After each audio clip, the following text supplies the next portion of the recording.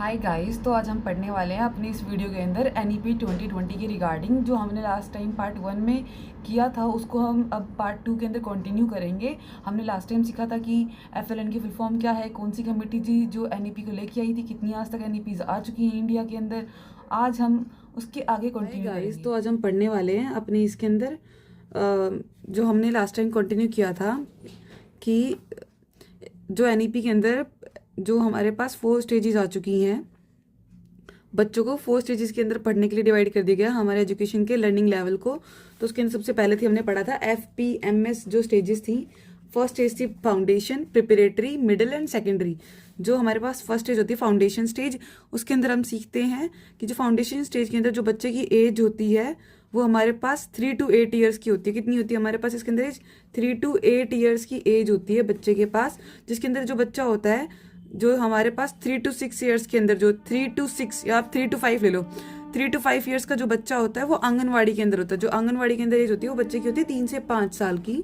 और जो उसके आगे जो हमारे पास एज लिखती है 6 to 8 वो बच्चे के अंदर होती है क्लास 1 to 2 के अंदर। यानी कि हमारे पास 3 to 8 ईयर के अंदर जो बच्चा होता है वो पहले आंगनवाड़ी, जिसको हम प्री नर्सरी के नाम से भी जानते हैं, वो स्टेज भी कंप्लीट करता है और साथ साथ में अपनी क्लास 1 और 2 को भी कंप्लीट करता है। इसके अंदर जो बच्चा होता है वो प्ले बेस्ड एक्टिविटी सीखता है और लैंग्वेज की स्किल्स सीखता है।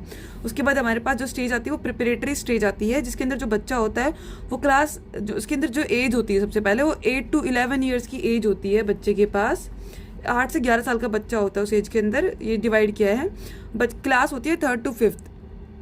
इसके अंदर इस एज के अंदर जो बच्चा होता है स्कूल के अंदर वो प्ले डिस्कवरी एक्टिविटी सीखता है, मतलब कि प्ले बेस्ड एक्टिविटी समझ लो। और बच्चा जो होता है वो लर्निंग, इंटरेक्टिव लर्निंग सीखता है इसके अंदर। और नेक्स्ट हमारे पास आती है ये स्टेज जिसे हम बोलते हैं middle stage, middle learning stage. इसके अंदर जो बच्चा होता है वो 11 to 14 ईयर्स का होता है और बच्चे की जो क्लास होती है वो 6 to 8 ईयर्स की होती है। यानी कि 6 से लेके 8वीं क्लास में बच्चा होता है। और जो बच्चा होता है वो इसी स्टेज के अंदर बच्चे को कोडिंग सिखाई जाती है। गाइस आपको पता है कि हमारी गवर्नमेंट ने क्लास 6 से ही कोडिंग स्टार्ट कर दिया। अगर आपसे पूछा जाए कि कौन सी स्टेज के अंदर बच्चे को कोडिंग सिखाती जाती है तो होगा मिडिल स्टेज के अंदर बच्चे को कोडिंग सिखा दी जाती है। 6th क्लास से शुरू हो जाती है। और इसी स्टेज के अंदर बच्चे को 10 डेज का बैगलेस पीरियड भी के लिए भी गवर्नमेंट ने अब नोटिस जारी कर दिया कि ऐसा होगा। मीन्स बच्चे की वोकेशनल एजुकेशन के ऊपर जोर दिया जा रहा है कि इसमें ही जो 10 डेज का जो बैगलेस पीरियड होगा इसके अंदर बच्चों को कहा जाएगा कि आप 10 दिनों के लिए जाओ और जाके कुछ सीख के आइए। Okay guys. और नेक्स्ट इसके बाद जो आपका लास्ट आता है स्टेज लर्निंग के अंदर वो आता है सेकेंडरी स्टेज, जिसके अंदर जो बच्चे की एज होती है 14 to 18 ईयर्स की होती है। जो बच्चा क्लास में होता है वो 9 to 12 क्लास के अंदर होता है। और जो बच्चे के ऊपर जो फोकस होता है वो मेनली बच्चे का जो फोकस होता है वो क्रिटिकल लर्निंग के ऊपर होता है। फोकस ऑन क्रिटिकल लर्निंग की कुछ अच्छा खासा सीख सके। मीन्स इसके अंदर जो बच्चा होता है वो रिफ्लेक्टिव लर्निंग के ऊपर ज़्यादा ध्यान दिया जाता है इस स्टेज के अंदर, अगर आपने लेवल ऑफ लर्निंग स्टेज पढ़े हैं तो। अभी मैंने आपको बताया था कि वोकेशनल एजुकेशन जो हमारे पास न्यू एनईपी का मेन मोटो है। तो वोकेशनल एजुकेशन के अंदर क्या हुआ है, गवर्नमेंट ने ये कह दिया है जो जो वोकेशनल एजुकेशन है वो क्लास 6 से स्टार्ट होगी और उसके अंदर इंटर्नशिप भी इंक्लूड होगी। नेक्स्ट गाइस, हमने जो पढ़ा है कि जो हमारे न्यू एनईपी के अंदर जो गवर्नमेंट ने कहा है कि जो एनईपी का मेन मोटो रहेगा मल्टीलिंग्विज्म के अंदर। मीन्स कि जो बच्चा आंगनवाड़ी स्टेज 2 क्लास 5th तक बच्चे को मल्टीलिंग्विज्म स्टेज में पढ़ाया जाए। बच्चे को अलग अलग नहीं, मल्टीलिंग्विज्म तो बाद की बात है। क्लास 1 आंगनवाड़ी 2 5th क्लास तक बच्चे को मदर टंग के अंदर पढ़ाया जाए और साथ साथ में बच्चे को मल्टीलिंग्विज्म के अंदर, मतलब उन्हें पढ़ने के लिए ये नहीं एक लैंग्वेज के अंदर उन्हें बाध्य कर दिया जाए कि आप तो इसी लैंग्वेज में पढ़ोगे, ऐसा कुछ नहीं। मल्टीलिंग्विज्म उन्हें ऑफर की जाए। गाइज एक नया फुल फॉर्म आपसे पूछ लिया जाता है इसके अंदर जो अभी आई है इसके अंदर, परख नाम से। परख का फुल फॉर्म होता है performance assessment review and analysis of knowledge holistic development. Performance analysis review and analysis of knowledge for holistic development. जो ये परख है ये इस बात के लिए बनाया गया है कि बच्चों का अच्छे से असेसमेंट हो सके।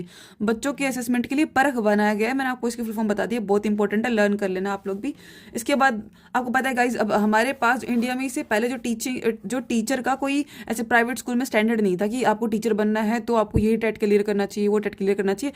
अब गवर्नमेंट ने न्यू एनईपी के अंदर ये डिसाइड कर दिया है अगर आपको प्राइवेट स्कूल में भी टीचर बनना है तो आपको टेट क्लियर करना पड़ेगा, या तो स्टेट का करो या सेंटर का करो। तो उसके लिए एक बॉडी बनाई गई है, उसका नाम है national professional standard for teachers, NPST, national professional standard for teachers, जो कि टीचर मतलब ये हमारे पास ये बॉडी डेवलप की जाएगी, किसके थ्रू डेवलप की जाएगी, NCTE के through, national council of teacher education के थ्रू बनाई जाएगी। 2022 तक बना ली गई है, ये ऐसा गवर्नमेंट का कहना है कि 2022 तक बना ली गई थी, मतलब बना ली जाएगी NEP 2020 के अकॉर्डिंग, जो कि NPST का जो डेवलपमेंट करेगी। NPST इसलिए बनाया जाएगा सो दैट टीचर जो हो किसी भी स्कूल के अंदर वो कुछ स्टैंडर्ड क्लियर करके ही आए, कुछ स्टैंडर्ड हो टीचर बनने के, और वो या तो वो टेट क्लियर करके आए या फिर वो स्टेट का टेट क्लियर करे या सेंट्रल लेवल पे कोई टेट क्लियर करके आए। यस गाइज, इसके बाद आता है हमारे पास जो NEP 2020 है, उसका मेन मोटो ये रहेगा कि जो हायर एजुकेशन के अंदर है, हायर एजुकेशन के अंदर जो ग्रोस एनरोलमेंट रेशियो है इंक्लूडिंग वोकेशनल एजुकेशन, वो हमारे पास 50% हो जाए। कितना परसेंट हो जाए? 50% हो जाए। 50% हो जाना चाहिए 2035 तक। इन शॉर्ट गाइज ये कह रहा है कि NEP 2020 का मेन मोटो है कि 2035 तक जो बच्चों का स्कूल में एनरोलमेंट रेशियो है, gross enrolment ratio including vocational education, वो 50% हो जाना चाहिए हायर एजुकेशन के अंदर, नॉट स्कूल एजुकेशन के अंदर, हायर एजुकेशन के अंदर। और स्कूल एजुकेशन के अंदर 100%, स्कूल के अंदर 100% एंड हायर एजुकेशन के अंदर 50% हो जाना चाहिए।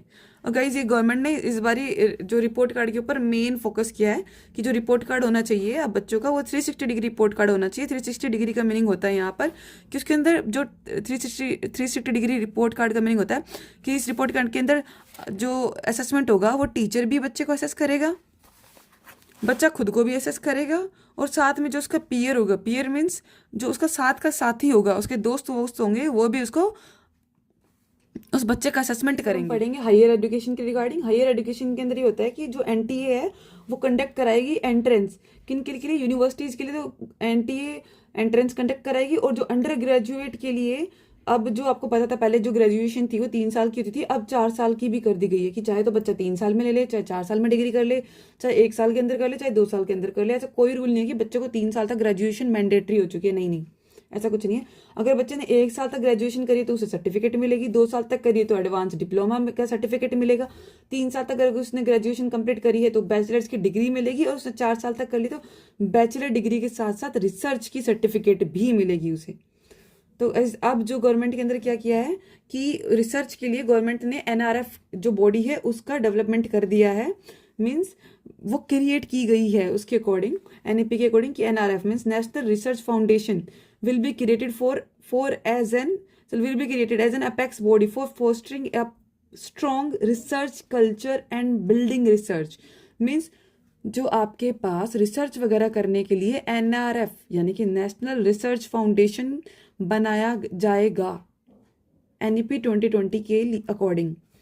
और गाइज आपको पता है कि हमारे पास एक HECI है, higher education commission of India है, वो आपके पास एज एन अम्ब्रेला की तरह वर्क करेगा। मीन्स इसके अंदर आपके जितने भी एजुकेशन के डिपार्टमेंट है सब होंगे except medical and legal education की, जो मैंने शायद आई थिंक आपसे लास्ट पार्ट में पूछा था कि कौन से ऐसे 2 डिपार्टमेंट है जो HECI के अंदर नहीं आते, वो होते हैं मेडिकल और लीगल डिपार्टमेंट है जो इसके अंदर नहीं आते। अच्छा, ये भी कहा गया था गवर्नमेंट ने कि 2030 के बाद जो 4 year integrated BA degree valid हो जाएगी या वो वही वैलिड होगी। और गाइज अगर आपसे कोई पूछ लिया जाए कि हमारी जो करंट GDP का कितना खर्चा सरकार एजुकेशन के ऊपर करती है तो कितना करती है? 4.43%, यानी कि अराउंड 4.5% खर्चा करती है गवर्नमेंट इसके ऊपर। हमारे पास हमारी GDP का 4.5% एजुकेशन के ऊपर स्पेंड करती है। What is the full form of IITI? Indian institution of translation and interpretation. Means ये एक इंस्टीट्यूट का डेवलपमेंट किया जाएगा गवर्नमेंट के थ्रू सो दैट जो हमारी जो इंडियन लैंग्वेज है उन सब का प्रमोशन हो। क्या फुल फॉर्म है? Indian institution of translation and interpretation. Next guys जो हमने पढ़ी थी कि फाउंडेशनल स्टेज कितने साल की होती है? 5 साल की होती है, 3 to 8 ईयर्स तक होती है, तो 5 साल का गैप हो गया। इसके अंदर बच्चा जो होता है वो प्ले बेस्ड एक्टिविटी सीखता है और मल्टी लेवल एक्टिविटी सीखता है, या फिर और नेक्स्ट हमारे पास स्टेज कौन सी थी? प्रिपरेटरी स्टेज, जो कि हमारे पास थी 8 to 11 ईयर्स की, तो 3 साल की होती है ये। इसके अंदर बच्चा प्ले बेस्ड एक्टिविटी सीखता है, एक्टिविटी करता है, इंटरेक्टिव क्लासरूम होती है इसके अंदर। नेक्स्ट आती है हमारे पास मिडिल स्टेज, ये हमारे पास 11 से 14 साल की होती है। 11 ये भी मतलब इसके अंदर 3 साल का ही होता है, ये भी 5+3+3+4 का फॉर्मूला होता है हमारे पास।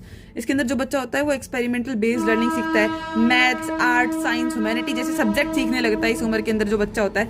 नेक्स्ट हमारे पास नेक्स्ट स्टेज आती है इसके अंदर सेकेंडरी स्टेज, जो हमारे पास लास्ट स्टेज होती है किसी भी लर्निंग के अंदर। जो बच्चे की एज होती है इसके अंदर वो 14 to 18 ईयर्स की होती है। इसके अंदर जो बच्चा होता है वो क्रिटिकल थिंकिंग सीखता है, मल्टी डिसिप्लिनरी सब्जेक्ट होते हैं, मतलब उसके पास मल्टीपल सब्जेक्ट्स होते हैं, वो जो चाहे वो पढ़ सकता है। आई होप आपको इतना लेक्चर पसंद आया होगा। Thank you.